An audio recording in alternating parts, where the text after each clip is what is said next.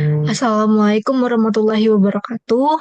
Shalom. Om Swastiastu, nama budaya, salam kebajikan, tabiun.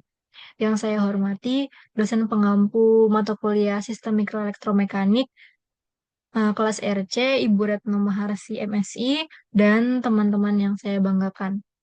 Dalam video kali ini, saya akan menjelaskan hasil kerja saya dalam UTS Sistem Mikroelektromekanik dengan judul Pemantauan Hipertensi dengan Teknologi MEMS, Solusi Inovatif untuk Deteksi dan Penanganan Dini. Selanjutnya, sebelumnya perkenalkan nama saya Sasyul Fasalsabila dengan NIM 122-43000 dari Teknik Biomedis Angkatan 2022.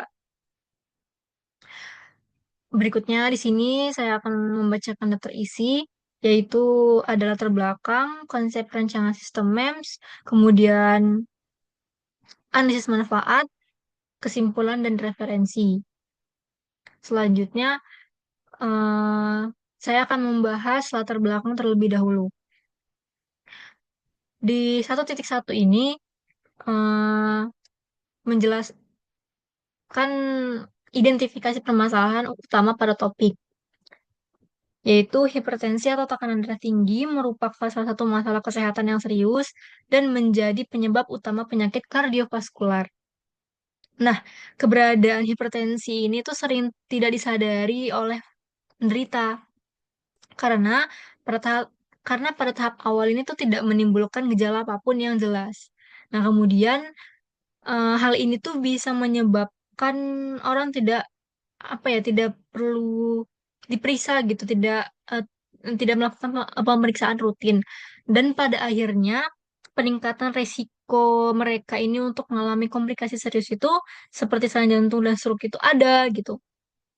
Nah, oleh karena itu, eh, deteksi dini dan pemantauan tekanan darah secara berkala itu sangat penting untuk mencegah perkembangan kondisi dan memastikan penanganan yang tepat. Oke, di sini untuk tantangan utama pada hipertensi itu tergantung pada metode tradisional yang sering memerlukan eh, alat-alat besar itu seperti kayak yang kita bisa lihat pada sekarang-sekarang ini kayak uh, alat tensi alat tensi digital atau sekarang pun yang sekarang itu udah apa ya alat untuk cek tekanan darah itu udah tinggal masukin tangan aja gitu ke suatu lubang gitu, pernah ngeliat gitu kan di suatu rumah sakit. Nah, untuk desain yang saya buat ini eh pengukuran itu hanya dilakukan pada interval tertentu, nah sehingga perubahan signifikan itu dalam tekanan darah itu dapat terlewatkan. Dan untuk akses juga itu alat dan frekuensi pemeriksaan itu eh, sebenarnya rendah dan masih menjadi hambatan bagi banyak pasien untuk menjaga kesehatan secara optimal. Oke, untuk alat yang saya desain di sini itu tuh dengan pengembangan teknologi MEMS, yaitu Microelectromechanical System. Itu tuh muncullah solusi inovatif yang dapat mengatasi masalah ini. Nah, untuk teknologi MEMS sendiri ini memungkinkan miniaturisasi sensor dan perangkat pemrosesan jadi alat yang wearable dan implantable yang dapat memantau tekanan darah secara terus-menerus dengan akurasi tinggi.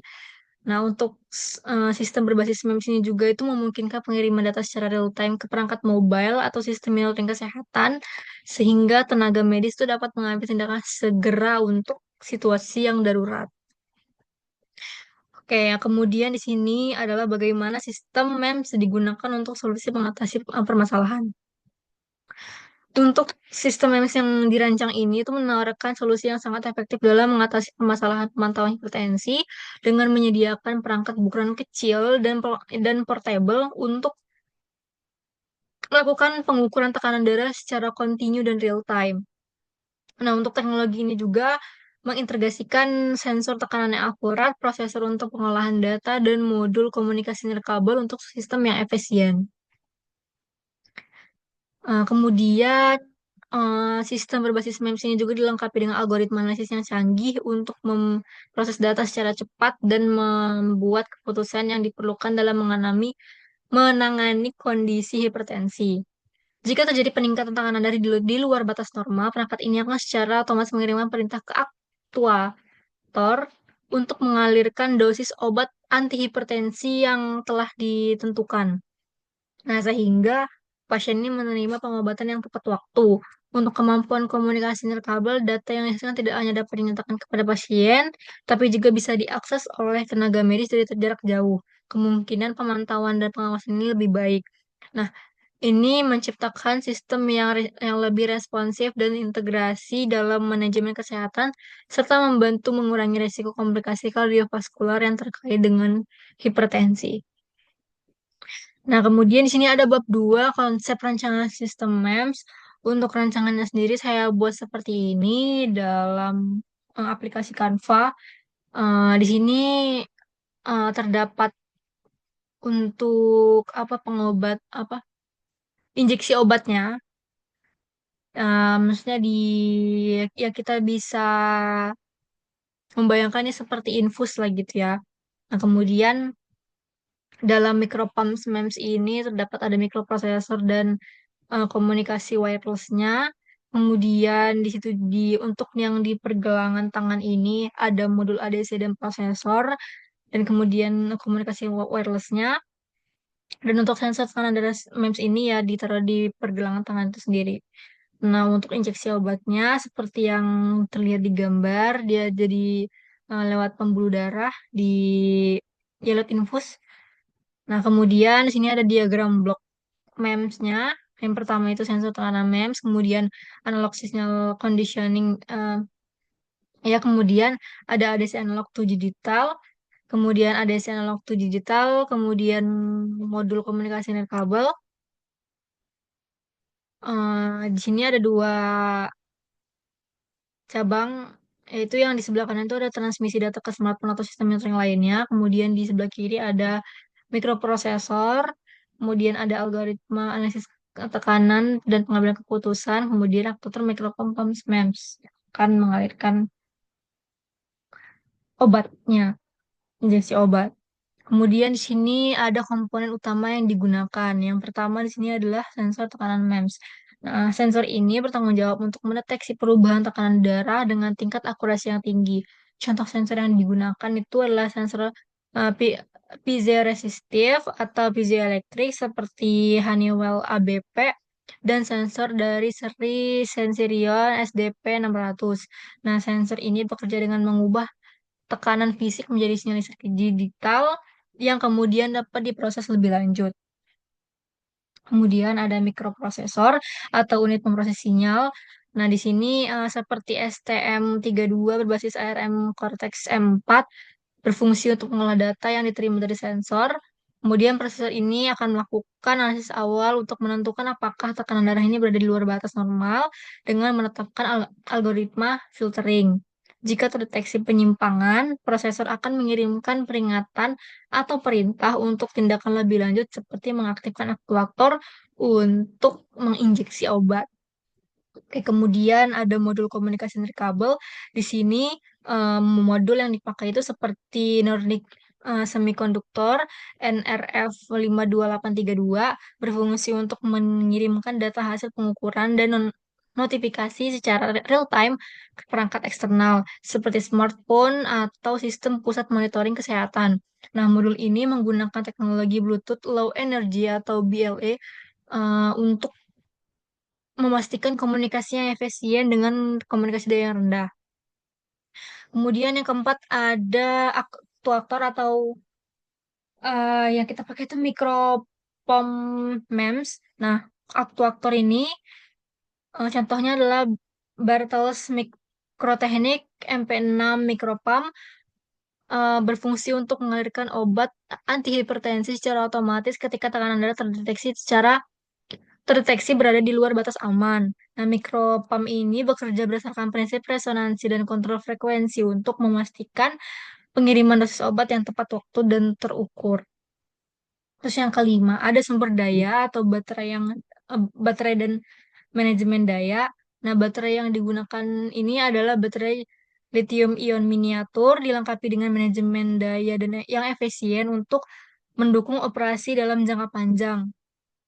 Nah, sistem ini juga mendukung mode hemat energi dan pengisian ulang secara tanpa kabel, memastikan perangkat dapat digunakan secara berkelanjutan tanpa sering mengganggu pasien untuk pengisian daya. Oke, selanjutnya menguraikan secara teknik bagaimana sistem bekerja, mendeteksi, menganalisis, atau mengobati masalah kesehatan yang dipilih. Nah, untuk sistem pemantauan hipertensi yang berbasis MEMS ini, itu tuh proses deteksinya itu dengan menggunakan sensor tekanan yang sangat sensitif. Nah, sensor ini biasanya terletak di permukaan kulit seperti pergelangan tangan yang seperti di gambar tadi dalam bentuk implantable, eh, bertugas untuk mendeteksi perubahan tekanan pada darah. Nah, selanjutnya untuk sensor MEMS-nya seperti piezoresistif atau piezoelektrik itu mengkonversikan perubahan mekanis dari tekanan darah menjadi sinyal listrik. Nah, kemudian sinyal ini dikondisikan untuk meningkatkan akurasi pengukuran sebelum diteruskan ke mikroprosesor melakukan prosesan lebih lanjut. Nah, kemudian dalam mikroprosesor ini yang merupakan bagian penting dalam sistem, yaitu menerima data dari sensor tekanan dan melakukan analisis eh, menggunakan algoritma yang sudah diprogram. Nah, kemudian prosesor ini bertanggung jawab untuk menentukan apakah nilai tekanan darah yang terdeteksi itu berada dalam batas normal atau tidak.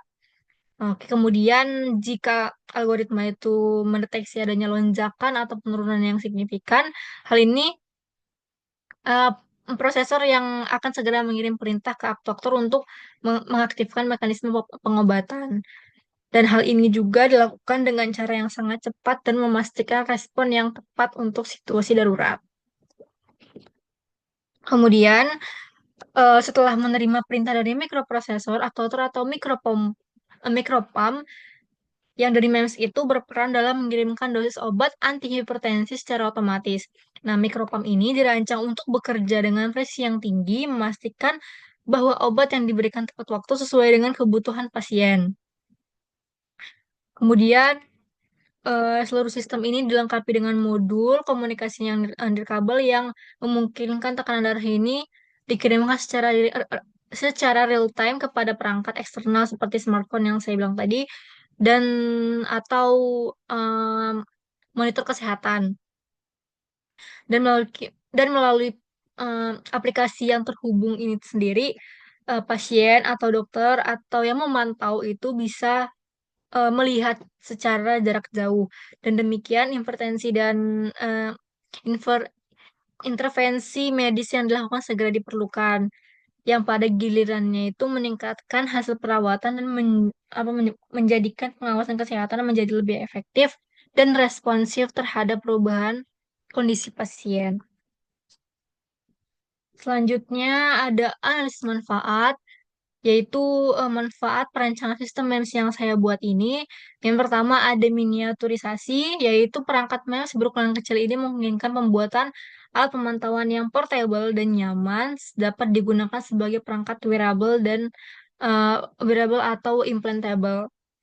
Yang kedua ada akurasi tinggi, yaitu sensor berbasis MEMS ini mampu mendeteksi perubahan tekanan yang sangat kecil sehingga memungkinkan deteksi dini dalam hipertensi dan resiko kardiovaskular. Kemudian yang ketiga ada pemantauan real time. Sistem ini memungkinkan pemantauan tekanan darah secara kontinu dan real time meningkatkan respon terhadap perubahan kondisi kesehatan pasien. Yang keempat adalah komunikasi daya rendah. Nah, di sini desain hemat energi pada perangkat MEMS sendiri itu memungkinkan operasional jangka panjang dan dengan minimal pengisian daya menunggu mendukung pemantauan 24/7. Kemudian yang kelima ada integrasi dan konektivitas, yaitu modul komunikasi nirkabel memfasilitasi pengiriman data secara real time ke perangkat mobile atau sistem pusat, memungkinkan pengawasan jarak jauh oleh tenaga medis. Yang keenam ada intervensi otomatis dengan adanya waktu seperti mikropump, seperti yang dapat mengaktifkan pengobatan otomatis ini berdasarkan pemantauan tekanan darah memberikan respon cepat saat dibutuhkan. Kemudian eh, meningkatkan kualitas perawatan, di mana sistem yang terintegrasi itu tidak hanya mendeteksi kondisi kesehatan, tapi juga memungkinkan intervensi segera, sehingga meningkatkan hasil perawatan dan mengurangi risiko komplikasi. Dan terakhir, ada pengolahan data dan analisis untuk pengumpulan data dan menganalisis kesehatan secara terus-menerus, membantu dalam pengambilan keputusan medis yang lebih baik dan tepat waktu. Oke, kemudian di sini ada perbandingan antara teknologi MEMS dengan metode konvensional dalam menangani masalah kesehatan, yaitu pertama dalam aspek ukuran dan portabilitas.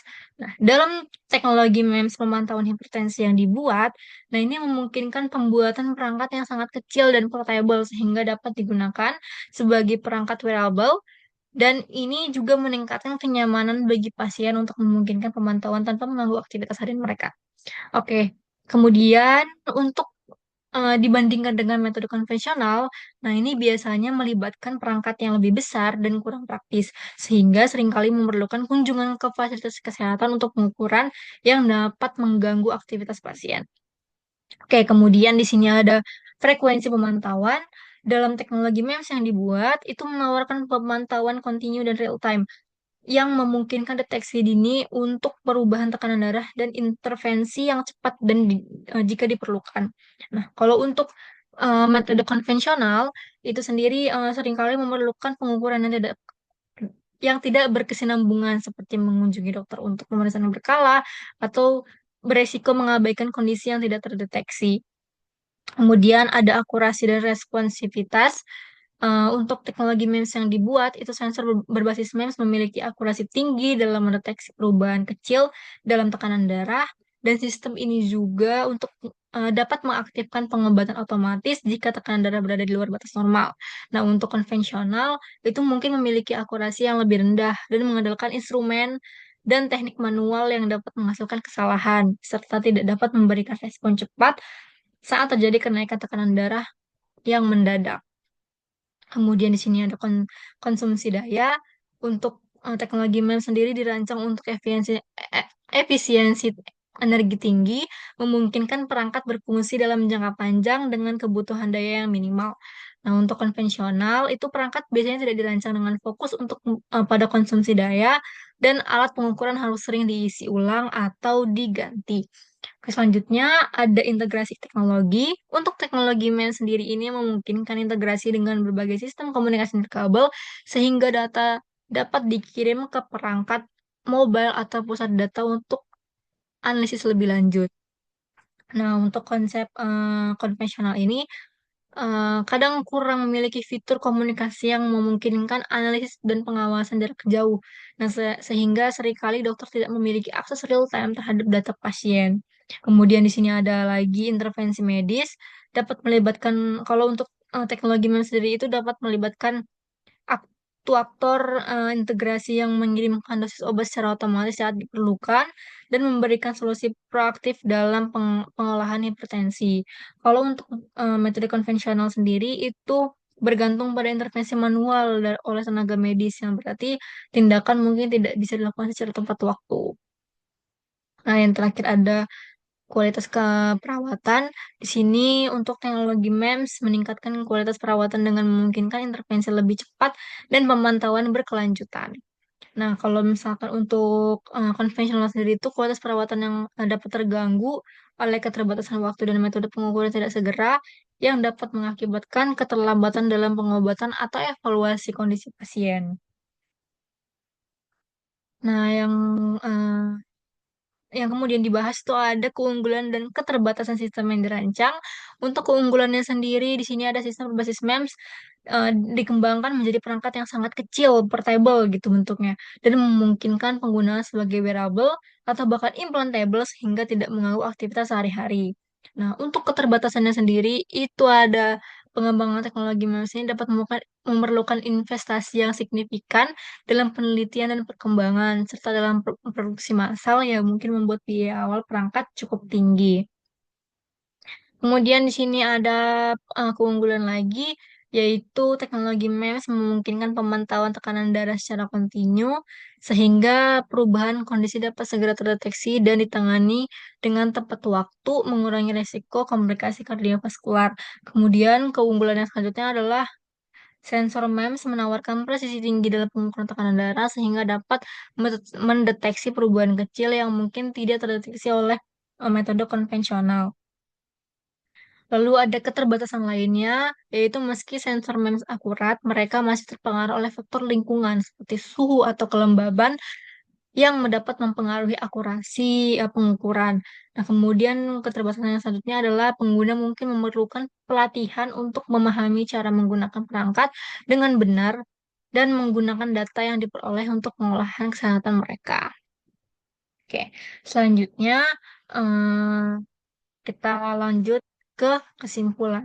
Oke, untuk di kesimpulan ini, saya menyimpulkan bahwa sistem berbasis MEMS menawarkan solusi yang inovatif dalam pemantauan hipertensi dengan menggabungkan teknologi canggih yang memungkinkan pemantauan tekanan darah secara kontinu dan real time. Nah, keunggulan utama dari teknologi ini termasuk miniaturisasi perangkat, akurasi tinggi dan pengukuran dalam pengukuran dan efisiensi penggunaan energi serta kemampuan untuk melakukan intervensi otomatis dan pengiriman data secara nirkabel untuk memantau jarak jauh. Nah, hal ini itu bisa berpotensi mengurangi resiko komplikasi kardiovaskular dengan memungkinkan deteksi dini dan intervensi yang cepat dan terjadi peningkatan tekanan darah. Nah, namun sistem ini juga menghadapi beberapa keterbatasan seperti biaya pengamanan yang tinggi, dampak lingkungan terhadap akurasi pengukuran, serta tantangan dalam pengolahan data untuk keamanan informasi. Nah, untuk regulasi yang ketat juga itu menjadi faktor yang harus dipertimbangkan dalam pengembangan dan penerapan sistem ini. Jadi, secara keseluruhan, dengan peningkatan teknologi dan integrasi kecerdasan buatan di masa depan, sistem berbasis MEMS ini berpotensi untuk memberikan solusi yang efektif dan personal dalam pengolahan hipertensi, meningkatkan kualitas hidup pasien dan hasil perawatan kesehatan secara keseluruhan. Nah, kemudian yang terakhir di sini ada referensi yang saya pakai. Ada dua jurnal. Oke. Sekian presentasi dari saya. Mohon maaf apabila ada kesalahan dan kekurangan. Saya akhiri. Wassalamualaikum warahmatullahi wabarakatuh. Terima kasih.